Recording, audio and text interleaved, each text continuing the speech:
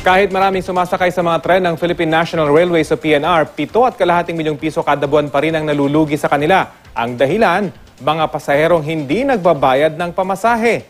Narito ang aking report. God knows who does not pay. Karaniwang nakikita natin sa mga pampasaherong jeep. Simpleng paalala sa mga suking pasaherong pera muna bago para.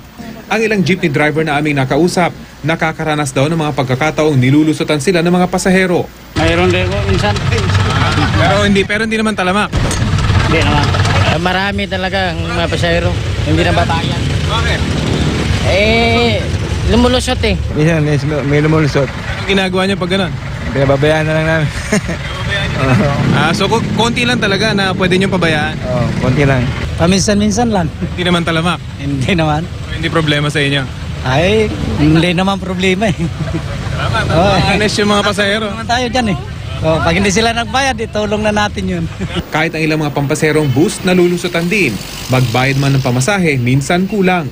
Yan din ang reklamo ng pamunuan ng Philippine National Railways. Pero imbis na paisa-isa, aabot daw sa 30% ng mga sumasakay sa kanilang tren ang hindi nagbabayad ng tamang pamasahe. Bukod doon sa hindi pagbabayad ng ticket, maraming pasahero na ang binibili lang ay yung minimum na 10 pesos.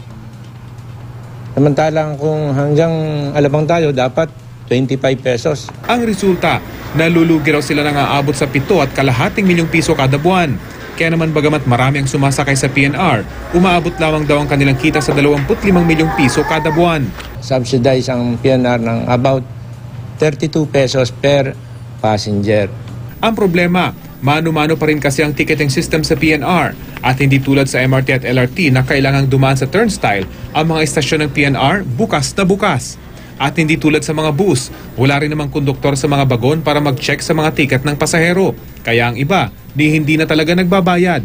Si dating LTFRB Chairman at ngayon Toll Regulatory Board Consultant Alberto Swansing, muntik na raw hawakan ng pamunuan ng PNR noong panahon ni Pangulong Gloria Arroyo. Kaya naman ayon sa kanya, matagal na talagang problemang ito dahil nga sa kalumaan ng sistema sa PNR. Pero hindi lang naman daw sa Pilipinas may ganitong problema. Kahit sa mauunlad na bansa na may mga makabagong sistema, nangyayari rin daw ito. Lalo na sa mga MRTs, yung at level na MRTs, hindi kagaya dito sa atin above ground So lulundag sila sa carriageway para Pero doon kasi sa ibang bansa ganyan din, meron din. Dahil sa Germany kasi yung upgrade yung kanilang LRT So anytime pwedeng bumaba, pwedeng sumakay. Pero hindi tulad sa PNR kung saan may tigalawang security guard lamang kada istasyon. Sa ibang bansa, may transportation police para masawata ang mga pasaherong magtatangkang lumusot sa bayaran. May tinatawag silang transport police. At yun kumisan hahanapin yung ticket. Pagka wala kang ticket na naipakita, dadamputin ka, dadaling ka sa presinto.